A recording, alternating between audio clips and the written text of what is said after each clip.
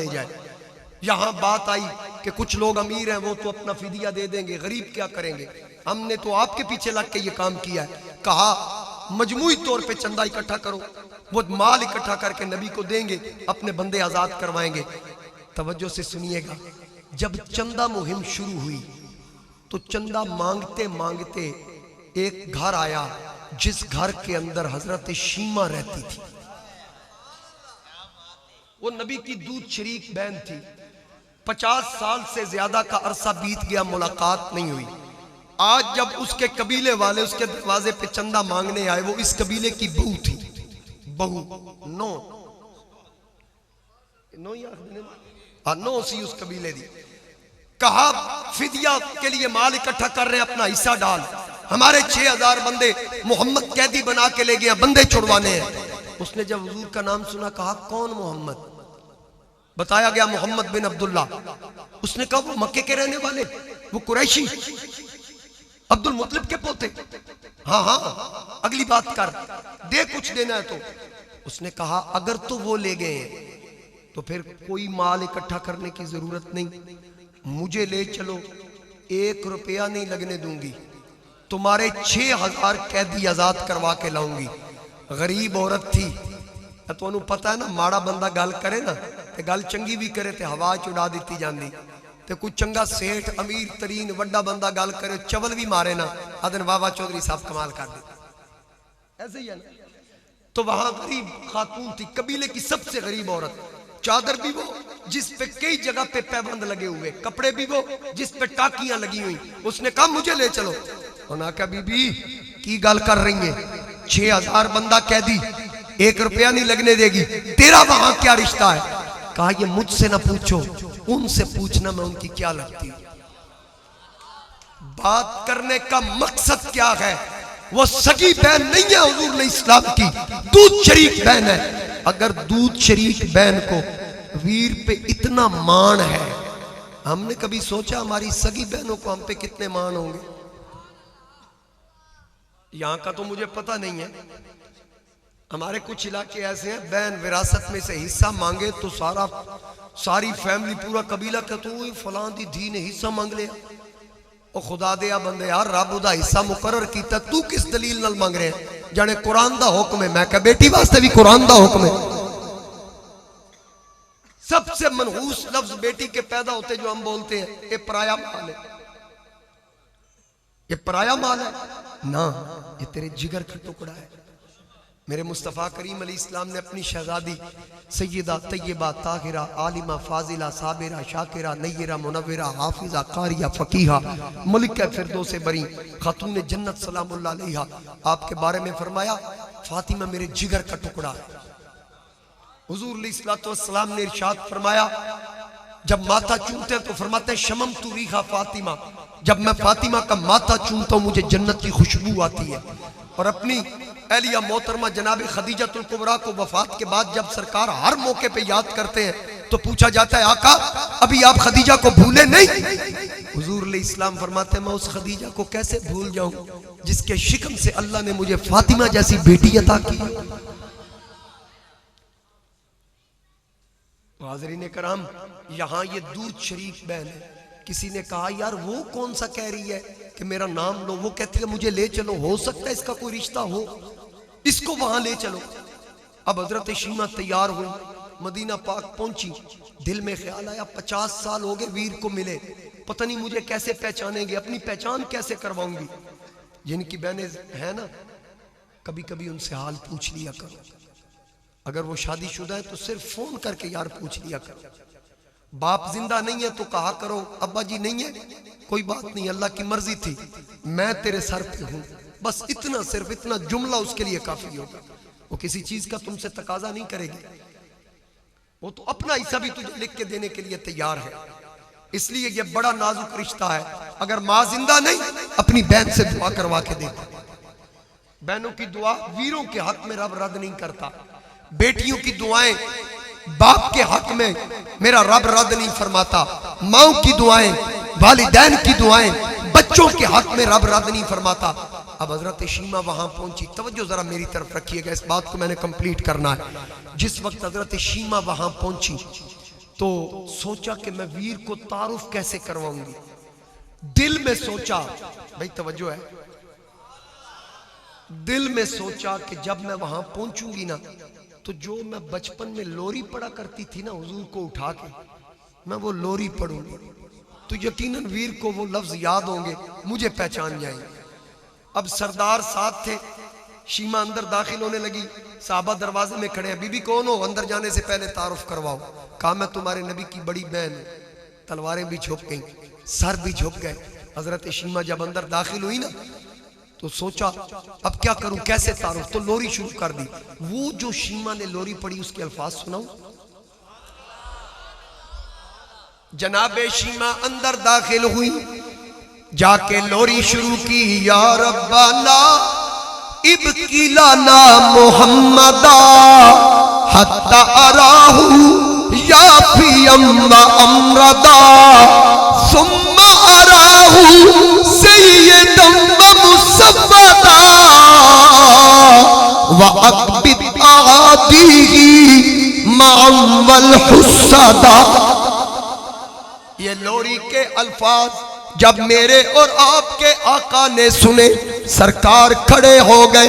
आका करीम ने फरमाया, ए आने वाली खातून, कहीं तू शीमा तो नहीं है? अर्ज की, हाँ मेरे वीर मैं शीमा हूं। आका करीम करीब आए, अपनी चादर उतारी, फर्श पे बिछा दी, फरमाया मेरी बहन मेरी चादर पे आ। अपनी बहन को चादर पे बिठा लिया, खुद सामने बैठ गए। अब सरदार जो बड़े बड़े चौधरी कलजियों वाले वो साथ थे, वो ये मंजर देख रहे थे। दिल में ख्याल आया किसी हद तक तो बात सच्ची निकल आई, अब हमारे काम की बात हो फिर बात का पता चले। अभी सरकार ने इस हवाले से दरियाफ्ती ना फरमाया, बल्कि सरकार ने फरमाया, ऐ मेरे गुलामों ये मेरी बहन शीमा है, इसने बचपन में मेरी हर हवाले से मेरा ख्याल रखा, मेरी खुराक का ख्याल, मेरे आराम का ख्याल। आज बड़ी मुद्दत के बाद ये मेरे पास आई है। सरकार गुफ्तगू फरमा रहे थे, नबी पाक अलैहिस्सलाम ने फरमाया, ऐ मेरी बहन मेरे गुलामों को मेरे बचपन की कोई बात सुना दे। अब आप थके महसूस हो रहे हैं मुझे। सरकार ने फरमाया मेरे बचपन की कोई बात सुना। हजरत शीमा ने अर्ज की, या रसूल अल्लाह मुझे वो वक्त नहीं भूलता जब आपका बचपन था। मैं जब घरों के काम करती बड़ी बेटियों से कहती अपने वीरों को खुली जगह पे ले जाओ। आका असर का वक्त होता, सारी लड़कियां अपने छोटे वीरों को लेकर एक मकाम पे जमा होती, मैं भी वहां आपको लेके आती, वहां बातें करती।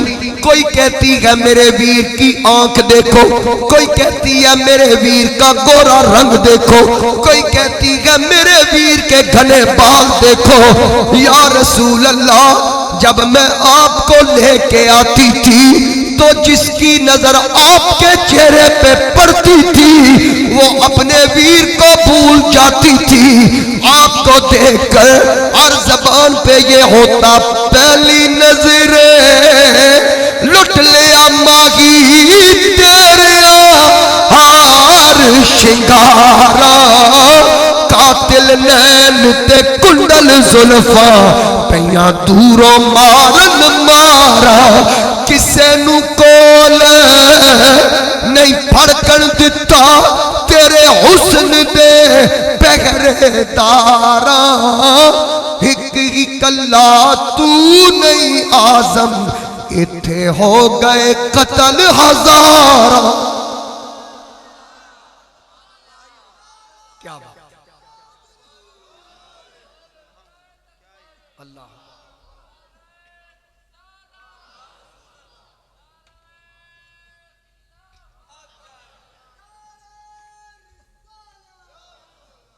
आका जो आपको देखती अपने वीरों को भूल जाती, कोई अपने अंदाज में आपकी तारीफ करती। हजरत किबला आलम फातेह कादियां पीर सैयद मेगरे अली शाह रहमतुल्लाह अलैह, आपने फरमाया इस सूरत नू मैं जाना खा जानान के जाने जहाना खा सच आखा ते रब दी मैं शान आखा जिस शान तू शाना सब बढ़िया। जरा कह दीजिए सुभान अल्लाह सुभान अल्लाह सुभान अल्लाह। माँ आज माला का माँ अक्सन का माँ अकमाला का किथे मेरे अली किथे मेरे अली किथे तेरी सना गुस्ताख किया किथे जायड़िया। अब वो जो सरदार साथ आए थे वो सोच में पड़ गए, हमारे मतलब की तो बात ही नहीं हो रही, जो 6000 बंदा कैदी है। इतने तक आका करीम ने अपनी बहन से पूछा, शीमा जरा ये बता इतने अरसे के बाद मेरे पास कैसे आना हुआ। हुजूर अलैहिस्सलाम ने पूछा, मेरी बहन इतनी मुद्दत के बाद कैसे आई हो। अब सरदार आगे हुए, अब हमारे मतलब की बात आ रही है। तो हजरत शीमा ने अर्ज की, आका ये जो 6000 बंदा आपने कैदी किया बनु हवाजन का, इनके साथ क्या करने का इरादा है। हुजूर अलैहिस्सलाम ने फरमाया फिदिये के बगैर नहीं छोड़ेंगे, वगरना यूं कैद काटेंगे।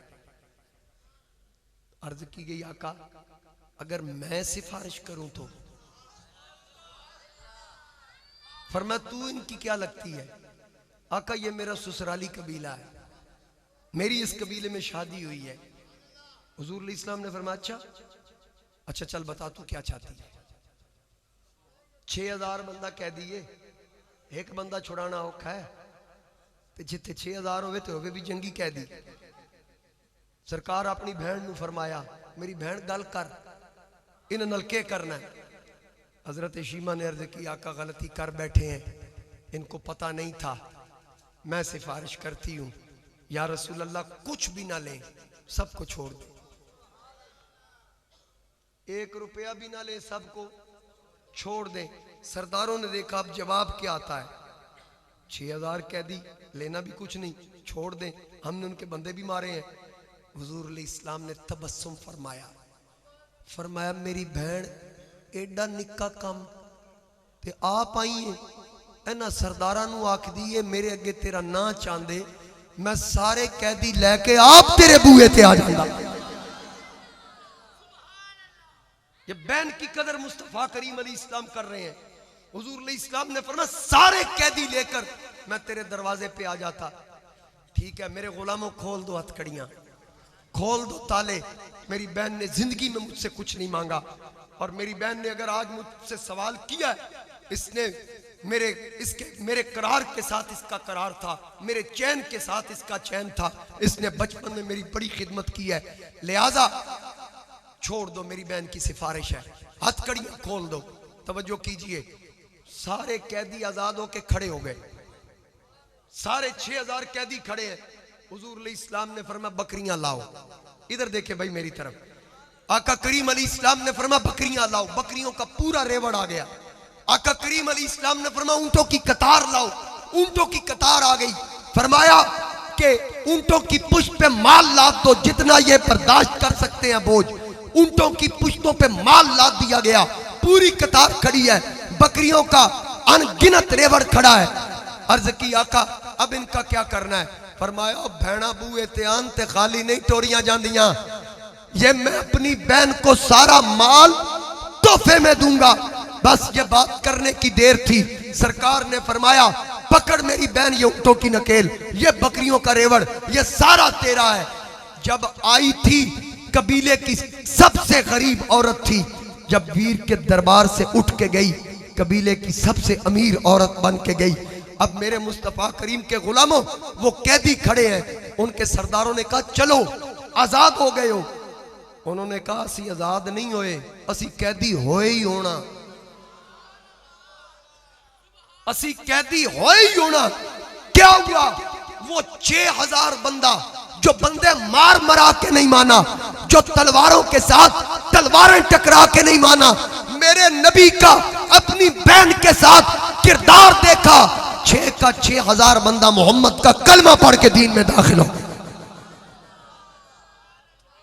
अल्लाह हू अकबर।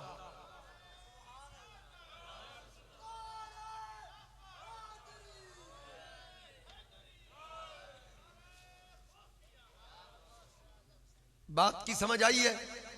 इस किरदार को अपनाने की जरूरत है। हम सीरत के जलसे करें, मिलाद के जलसे करें, लेकिन नबी की सीरत को अपनाए ना, तो फिर सीरत बयान करने का, सुनने सुनाने का क्या फायदा? हमें मिलाद मनाने का क्या फायदा? हम सीखते इससे क्या है? अगर आज भी हम वहीं पे खड़े हैं जहां हमें खड़ा नहीं होना चाहिए, इतना कुछ सुन सुना के, तो फिर इतना लाखों खर्च करने का क्या फायदा? इतना वक्त तुम्हारा निकालने का क्या फायदा?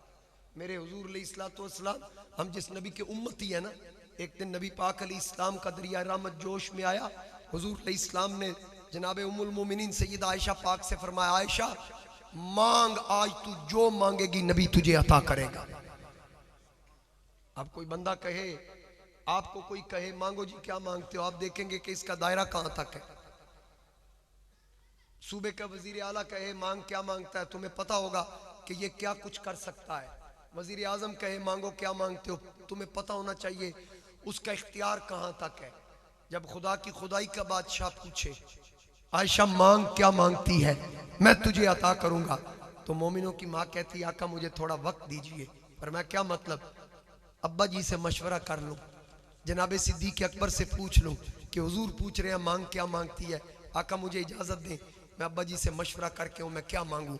तो जनाब आयशा पाक जनाब सिद्दीक पाक की बारगाह में आके पूछती हैं, अब्बा जान आज रसूल करीम अलैहिस्सलाम ने मुझसे पूछा मांग क्या मांगती है, तुझे अता करूंगा, अब्बा जान बताइए सरकार से क्या मांगू।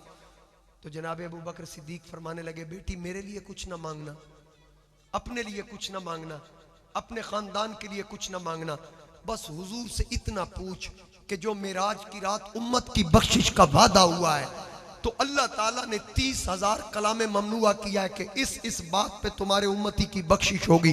वो 30,000 ऐसे अमल है जिनकी वजह से उम्मत मुस्तफ़ा की बख्शिश होगी, और वो कलामे ममनुआ है, बताने की इजाजत नहीं है। अल्लाह और अल्लाह के रसूल के दरमियान राज है। रसूलुल्लाह से इतना कहे आका 29,999 छुपा के रखे, एक बता दे,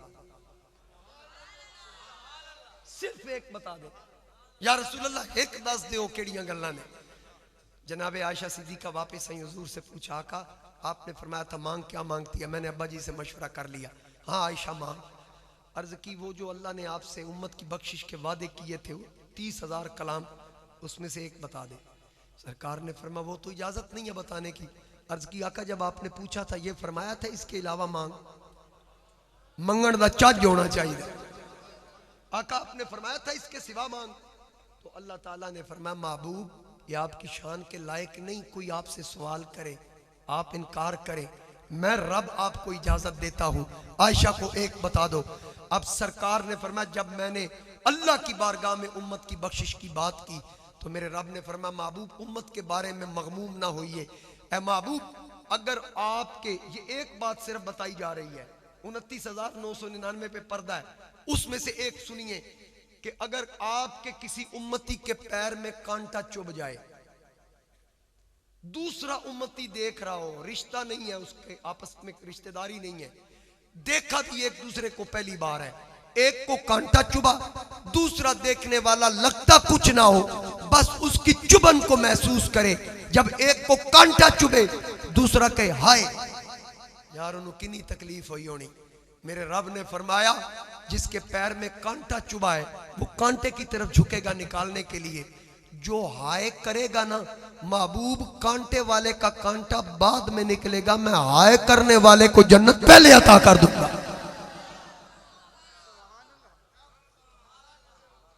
यानी इतने छोटे अमल पे बख्शिश। सिर्फ हाय दर्द नू महसूस करना जे। इत्थे किसी बंदे नू ठोडा लग गया सी हसन लग पैने। काश के हम एक दूसरे की तकलीफ को महसूस करें। जब एक दूसरे की तकलीफ को महसूस करेंगे तो फिर आप हर तकलीफ से महफूज रहेंगे। और ये जो एहसासात है यही बख्शिश का सबब बनेगा। हुजूर अलैहिस्सलाम जनाब अबू बकर सिद्दीक अपने बूढ़े बाप को पकड़ के ला रहे थे। हुजूर ने फरमाया अबू बकर कहाँ गए थे? अर्ज की अब्बा जी को घर से लेने गया ताकि आपका कलमा पढ़ ले। हुजूर अलैहिस्सलाम ने फरमाया अबू बकर आपने बूढ़े बाप को तकलीफ क्यों दी? मुझे बताते मैं घर जाके तेरे बाप को कलमा पढ़ा के आता। ये रसूलुल्लाह की तालीमात है। इन तालीमात को अपनाने की जरूरत है। हुजूर नबी करीम सल्लल्लाहु अलैहि वसल्लम ने माँ का अदब करने के हवाले से फरमाया अल जन्नत तख्ता अक़दामिल उम्महात। अल्लाह ने तेरी जन्नत तेरी माँ के कदमों के नीचे रखी है। अपनी माँ के कदमों के नीचे जन्नत तलाश कर। क़यामत का दिन होगा, नफ्सा नफ्सी का आलम होगा। मेरे और आपके आका तशरीफ लाएंगे। कम से कम हमें भी तो चाहिए ऐसे अमल करें, ऐसी शक्ल बनाएं कि रसूलुल्लाह का सामना तो कर सके। वो तो कर्म करेंगे। वो तो लक़द जाअकुम रसूलुम मिन अनफुसिकुम अज़ीज़ुन अलैहि मा अनित्तुम हरीसुन अलैकुम बिल मुमिनीना रऊफ़ुर रहीम। परेशान उम्मती हो बोझ मुस्तफ़ा महसूस करते हैं। हुजूर नबी करीम अलैहिस्सलातु वस्सलाम खत्म नबूवत के ताजदार फरमाते उस वक्त तक जन्नत नहीं जाऊंगा जब तक मेरा एक उम्मती भी जन्नत से बाहर रह गया। आखिरी रिवायत सुनी और तकरीर को खत्म करता हूँ। इमाम सखावी रिवायत नकल करते हैं कि क़यामत के दिन मेरे नबी के एक उम्मती का नाम अमाल तुलेगा, गुनाहों का पलड़ा भारी होगा, उसको फरिश्ते जहन्नम की तरफ ले जा रहे होंगे। तो मेरे आका करीम अलैहिस्सलाम फरिश्तों से कहेंगे ठहर जाओ, मेरे गुलाम को कहाँ लेके जा रहे हो? वो कहेंगे कि इसका नामा अमाल तोला गया, इसके गुनाहों का पलड़ा भारी था, इसे जहन्नम की तरफ ले जा रहे हैं। हुजूर अलैहिस्सलाम फरमाएंगे एक बार वापस ले चलो ना, मेरे सामने तोलो। रब फरमाएगा फरिश्तों मेरे यार के हुक्म की पैरवी करो, जैसे महबूब कहते हैं इनको राजी करो। वला सौफा यूती का रब्बू का फतरदा। आज ही तो इनको राजी करने का दिन है। फरिश्ते वापस आएंगे, उसका नामा अमाल फिर तोला जाएगा। हुजूर अलैहिस्सलाम जेब में से एक कागज का टुकड़ा उसके नेकियों वाले पलड़े में रखेंगे, वो पलड़ा भारी हो जाएगा। हजरत पीर नसीरुद्दीन नसीर फरमाते हैं क्यों ना पलड़ा मेरे अमाल का भारी हो नसीर, अब तो मीजान पे सरकार भी आए हुए हैं। आका फरमाएंगे फिर तोलो।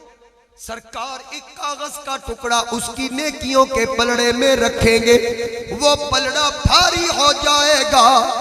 तो सरकार फरमाएंगे ये तो जन्नती है। फरिश्ते अर्ज करेंगे आका जन्नत ले जाएंगे। जैसा अब आपका हुक्म, वो बंदा बोल के अर्ज करेगा या रसूल अल्लाह मैं तो उसी काबिल था जिस तरफ मुझे ले जाया जा रहा था, ये आपने क्या रखा? मेरी तमाम बदियों पे गालिब आ गया। आका करीम फरमाएंगे ओए याद कर तू एक महफिल में बैठा था, वहां मेरा नाम आया, तूने मेरा नाम सुन के मुझ पे दुरूदो सलाम पड़ा था। ये वो की दुरूदो सलाम है जो आज हशर में तेरे काम आ गया है। तो इसलिए मैं आखिर में क्यों ना कहूं कि लोगों को तो दुनिया में लाखों ही सहारे हैं। ये जरा फ्रंट सीट वालों मेरा साथ दीजिएगा कि लोगों को तो दुनिया में लाखों ही सहारे हैं। जरा बोल दीजिए लोगों को तो दुनिया में लाखों की सहारे हैं। लोगों को तो दुनिया में लाखों की सहारे हैं, हमको यही काफी है सरकार हमारा। ये आखिरी कलाम में पढ़ रहा हूं। जब ये लफ्ज आए ना हमको यही काफी है सरकार हमारे हैं, आप लोगों ने हाथ उठा के कहना है, मेरी माँ बहनों ने दिल में कहना है। आप जितने जवान बूढ़े बच्चे बैठे हैं मेरे सामने, आपने हाथ उठा के कहना है, सरकार हमारे, हमको ये ही काफी है सरकार, सरकार हमारे हैं। कैमरा घूम रहा है, वीडियो बन रही है, एक वीडियो फरिश्ते बना रहे हैं, क़यामत वाले दिन दिखाई जाएगी, जरा पता चले हमको ये ही काफी है सरकार हमारे हैं सरकार। अब सबके लिए इल्तिजा कर दूं, रख लेना भरम सबका महशर में मेरे आका।